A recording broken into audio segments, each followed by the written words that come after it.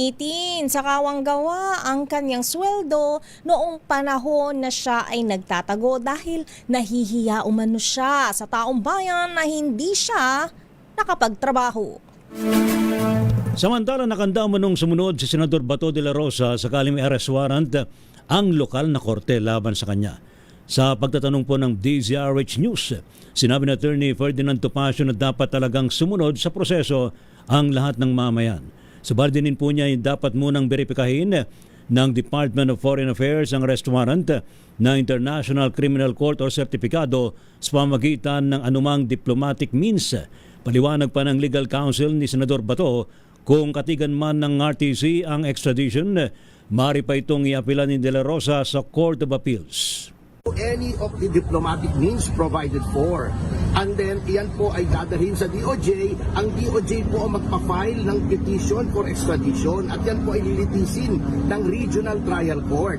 At nandoon na nga po sa guidelines sa Supreme Court na ito ay pagpapasyahan within 30 days. Kapag ang desisyon ay payagan ng extradition, appealable pa po ito sa Court of Appeals. At habang ito ay inaapila, ay hindi po pwedeng ipatupad yung extradition. Sumunod naman tayo sa batas. We are a government of laws and not of men. We should use the force of law and not the law of force. Samantala, hiniling ni Senator Ronald Bato de la Rosa kay Pangulong Ferdinand Bongbong Marcos Jr. na huwag siyang ipadala sa International Criminal Court o ICC sa The Hague, Netherlands. Apela ng senador sa Pangulo, tao lang siya. Hindi robot at hindi rin makina, at kung may pananagutan anya siya ay dapat sa local court siya managot. Una nang inilagay sa Senate Protective Custody si De La Rosa sa gitna ng arrest warrant na inisyu ng International Criminal Court laban sa kanya. Samantala naman, dapat daw pong sumurender at harapin ang kaso. Ito naman ang hamon ni Akbayan Party List Congressman Percy Sandanya kay Senador Bato de la Rosa sa gitna ng kinakarap na kaso nito mula po dyan sa International Criminal Court ICC. Ayon po kay Congressman Sandanya, dapat pag-isipan ng Senado ang pagbibigay ng proteksyon kay de la Rosa dahil sa na siyang fugitive of international law. As Duterte's PNP chief, Bato de la Rosa oversaw a campaign of violence and human rights violations on civilians, depriving them of due process and subjecting thousands of fellow Filipinos to unspeakable atrocities. I urge the Senate leadership to carefully reflect on its decision extending protection to De La Rosa. De La Rosa is a fugitive of international law and must be made to answer for his crimes against the Filipino people. By harboring a fugitive, it deprives his victims of the justice they truly deserve. Kay Senator Bato de la Rosa, ipakita mo ngayon ang pinagyayabang mong tapang. Tigilan mo na ang pagtatago na parang daga at lumabas ka sa lungga mo.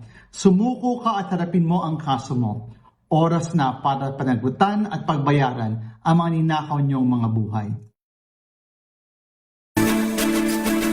Samantala, isinailalim ang Senado sa elevated alert status kasunod ng tensyon sa mataas na kapulungan na nang tangkain ng National Bureau of Investigation o NBI na isilbi ang warrant of arrest ng International Criminal Court kay Senador Ronald Bato de la Rosa. Ayon kay Acting Senate Sergeant at Arms sa Mau Aplasca, sa ilalim nito ay mas mahigpit ang seguridad sa Senado. Nakitaan din ng ilang mga miyembro ng Office of the Sergeant at Arms na may daladalang mahabang armas sa loob ng Senado.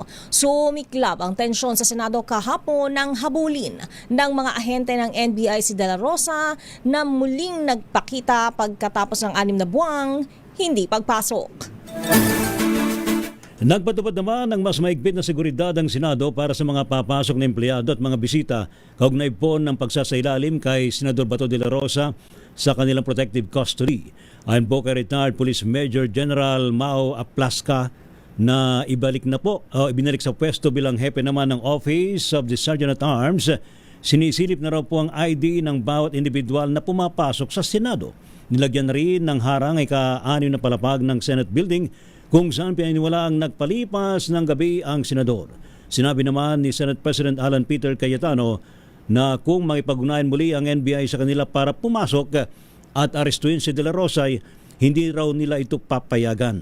Unang po rito ay sinabi ni NBI Director Melvin Matibag na hindi naarestuhin ang senador bilang respeto sa desisyon ng kanilang co-equal branch. Subalit, umaasa naman si Matibag na harap pa rin si De La Rosa sa NBI sa mga oras na siya'y kailangan.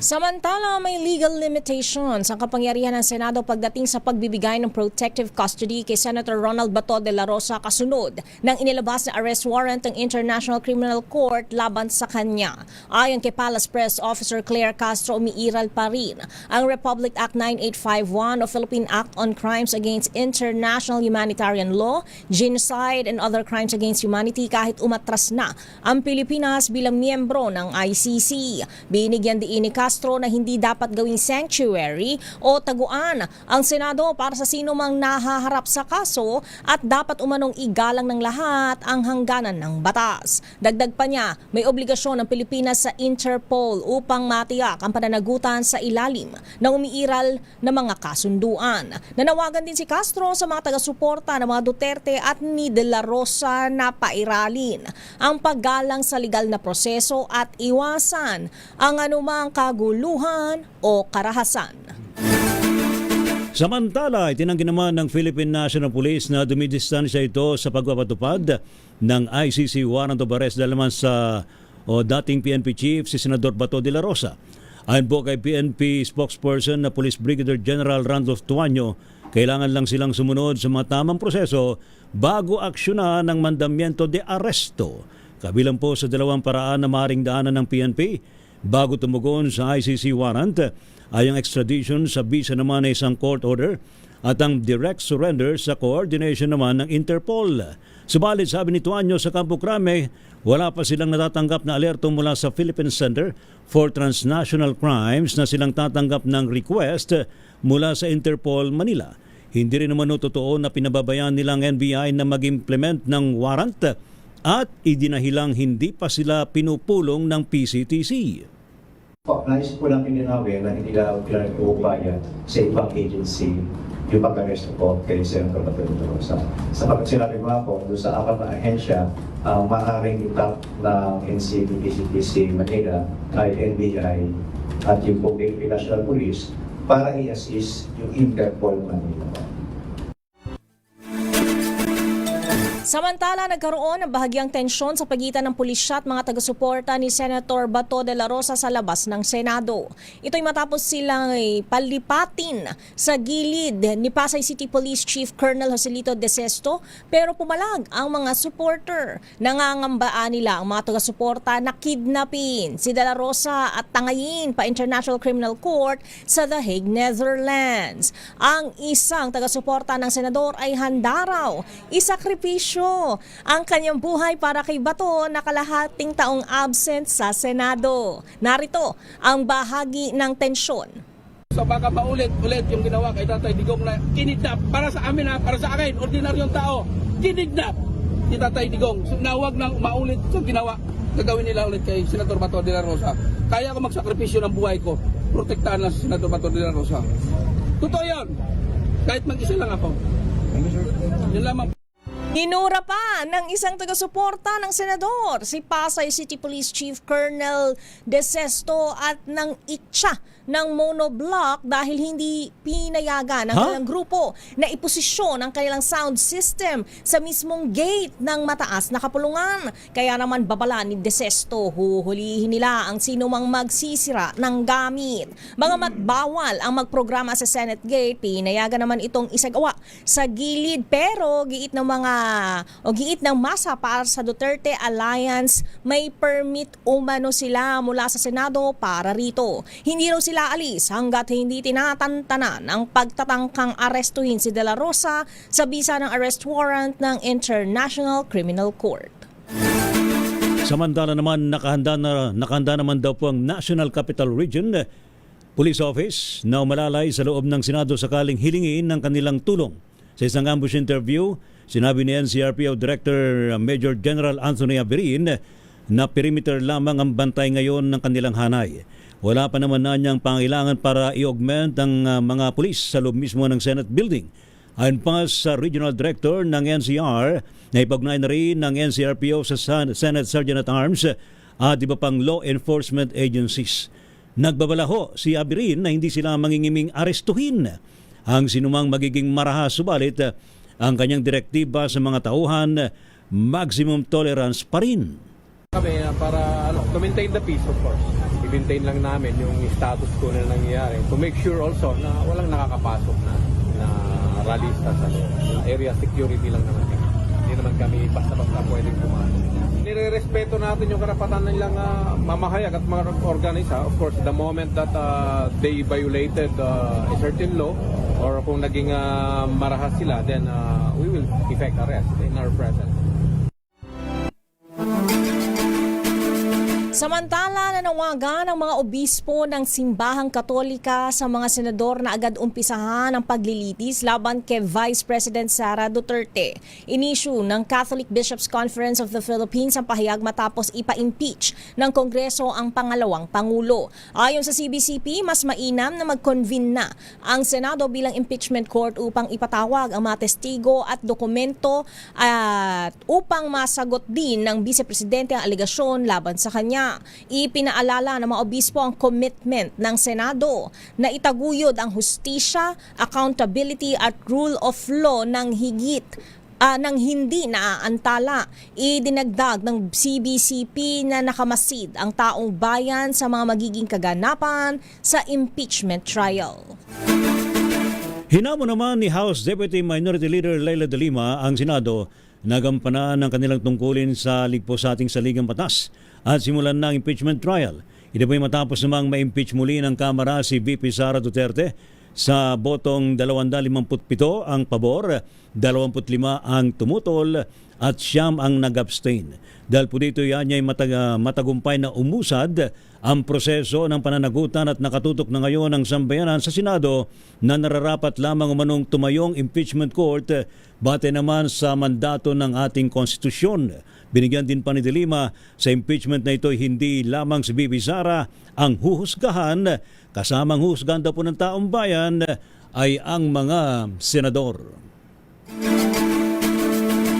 Sa iba pang balita, kailangang mag-convene bilang isang impeachment court ng Senado gayong naitransmit na sa kanila mula sa Kamara ang articles of impeachment laban kay Vice President Sara Duterte. Ito ay sa kabila ng nangyaring palitan sa liderato ng Senado kahapon kasabay ng transmittal ng articles of impeachment. Ayon kay Attorney Dindo Garciano, miyembro ng Board of Governors ng Philippine Constitution Association, bahagi ito ng proseso ng impeachment kung saan nakasaad na kailangan itong simulan forthwith. Pero dahil anya sa ruling ng Supreme Court na nagbibigay na ng definisyon sa naturang salita, nakadepende na anya ito sa bagong liderato ng Senado. Matatanda ang sinabi ng Korte Suprema na ang salitang forthwith sa konstitusyon ay nangangahulugang within a reasonable time. Ibig sabihin, hindi kailangang agad-agad. Pero hindi rin umano ito dapat magresulta sa hindi makatuwirang pagkakaantala ng impeachment proceedings. Binigyan din ni Garciano na hindi maaaring magdesisyon ng mga senador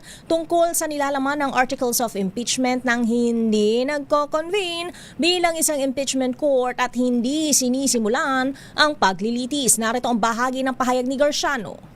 Before they can even say that the articles of impeachment is defective, they can only say that as an impeachment court. They could not say that as a legislative body because declaring whether or not an articles of impeachment is defective is not part of their legislative function.